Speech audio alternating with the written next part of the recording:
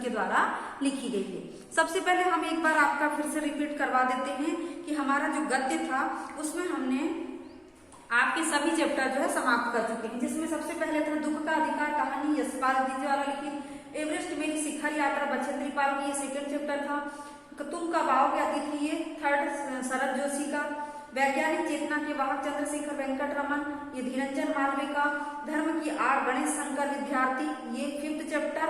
और स्वामी आनंद जो हमने कल आपको पढ़ाया था शुक्र तारे के समान, ये आपका सिक्स चैप्टर था। मतलब कि गद्य के हमारे पूरे चैप्टर समाप्त हो चुके हैं और क्वेश्चन आंसर हम शुक्र तारे के समान इसके आपको सेंड कर देंगे। और इसमें जो है पद्य जो है हमारा, उसमें हमने रैदास, उसके बाद सेकंड में रहीम, थर्ड में नजीर अकबराबादी, फोर्थ में सियाराम शरण गुप्त, फूल की एक चाह, नजीर अकबराबादी का आदमी नामा, रामधारी सिंह। अब ये हम जो है फिफ्थ चैप्टर पढ़ने जा रहे हैं, आपका पढ़ाने जा रहे हैं गीत अगीत, है ना।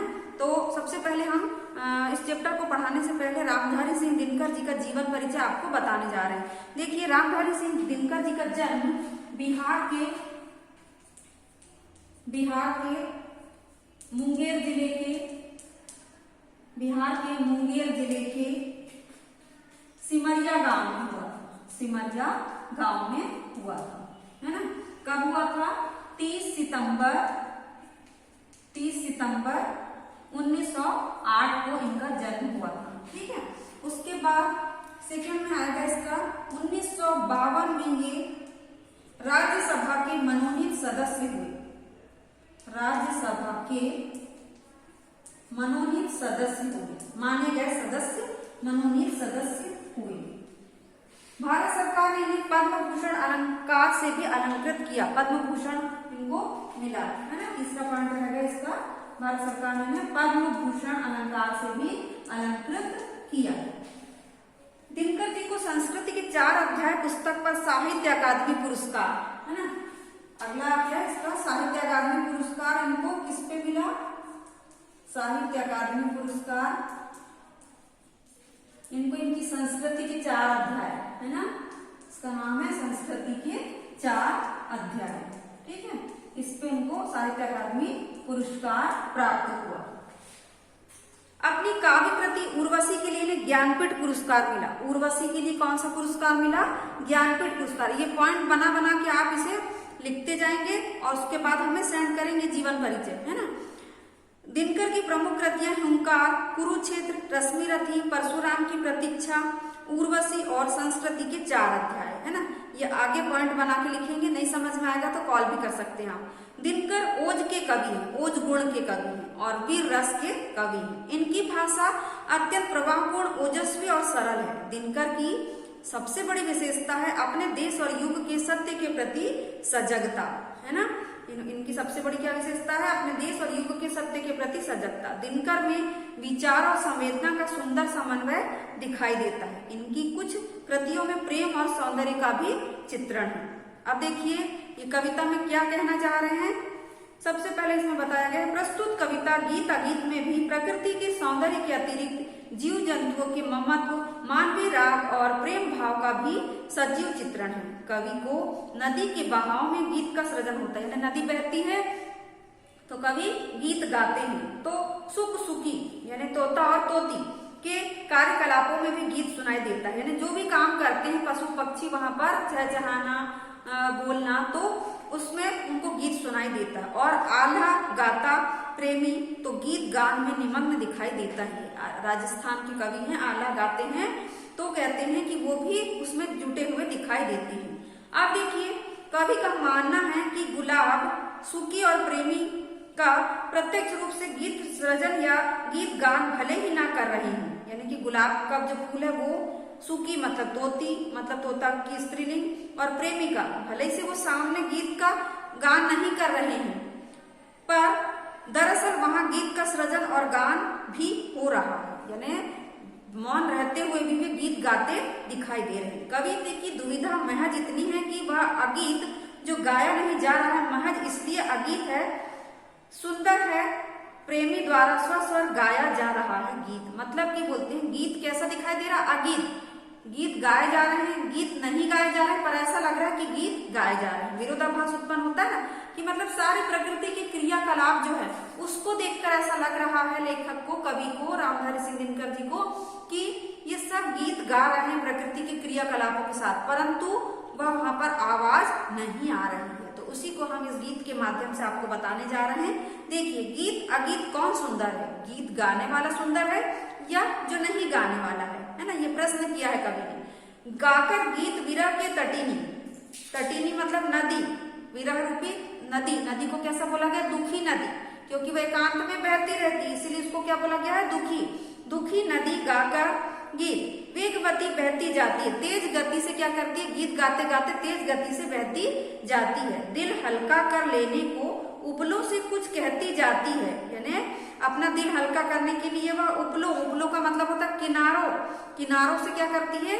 कुछ कहती जाती है। तट पर एक गुलाब सोचता, तब क्या होता है? यहाँ पर लिख देते हैं हम, तट यानी होता है किनारा, है ना? तट यानी किनारा और उपलो यानी भी किनारा। तो कहते हैं तब एक क्या होता है?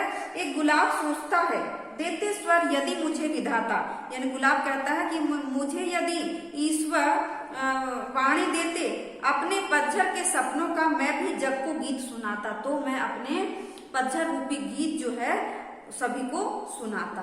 समझ में आ गया इतना, है ना? अब आगे देखिए, गाकर गाकर बह रही निर्झरी, निर्झरी मतलब झरना, वो भी गाते हुए, ऐसे कोई गाते हुए मतलब आवाज नहीं आ रही, उनकी जो आवाज है झरझर करके झरने की, बहने की, है ना? तो नदी के कलकल बहने की, उस सब को कवि ने यहाँ पर किसके माध्यम से व्यक्त किया है? कि मानो वो क्या कर रहे हैं? गाना गा रहे हैं। पाटल मूक खड़ा तट पर है, पाटल किसको बोला गया यहाँ पर? गुलाब को। गीत अगीत कौन सुंदर है? मूक खड़ा है लेकिन ऐसा लग रहा है गाना गा रहा है, तो कहते हैं कि गीत अगीत दोनों में कौन सुंदर है। आगे देखिए, बैठा सुख उस घनी डाल पर, सुख यानी तोता, घनी डाल पर बैठा है। देखिए पिक्चर भी बताया गया, इसके चित्र बताया गया। जो खोते पर छाया देती, खोते यानी घोंसले पर जो पेड़ की डाली जो है वो क्या कर रही है? छाया दे रही है। पंख फूला नीचे खोते में, पंख को फुला लिया है उस तोते ने और उस घोंसले में बैठा है। सुखी बैठ अंडे है सेती, उसकी जो पत्नी है तोती, मतलब वो क्या कर रही है? कि अंडे को से रही है। गाता सुख जब किरण बसंती, तब जो सुख है मतलब तोता जो है बसंती गीत गा रहा है। छूती अंग पर्ण से छनकर, है ना? वो कहती है उन अंगों से छूती हुई, पर्ण यानी पत्तों को, पंखों को, किंतु सुखी के गीत उमड़कर रह जाते स्नेह में सनकर, यानी कहते हैं कि परंतु वो गीत तो गाता है, परंतु सुखी के जो गीत हैं वह उमड़कर, यानी कि तोती के जो गीत है वो उमड़कर ऐसे ही रह जाते हैं, है ना? गूंज रहा सुख का स्वर वन में, यानी कि तोती जो है स्त्रीलिंग है ना?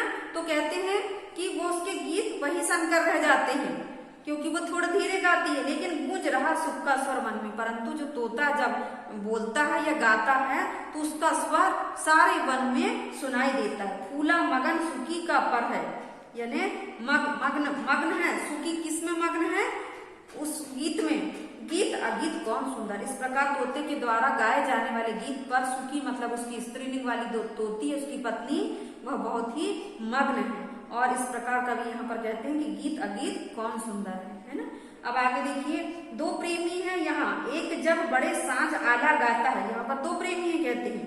एक बड़े सांझ के समय आला यानी एक लोक काव्य का नाम है, राजस्थान का ही, गाता है। पहला स्वर उसकी राधा को घर से यहाँ खींच लाता है, यानी कि एक कवि अगर गाता है तो राधा जो है वह उसके स्वर को सुनकर, बड़ी अच्छी मीठी तान को सुनकर खींची चली आती है। चोरी चोरी खड़ी नीम की छाया में छिपकर सुनती है, और नीम की छाया में चोरी चोरी उस गीत को सुनती है। हुई ना क्यों मैं कड़ी गीत की विधना यूं मन में गुनती है, और इस प्रकार अपने आप से, अपनी किस्मत से कहती है कि क्यों ना मैं जो गीत गा रहे हैं उसकी कड़ी बन जाती है ना?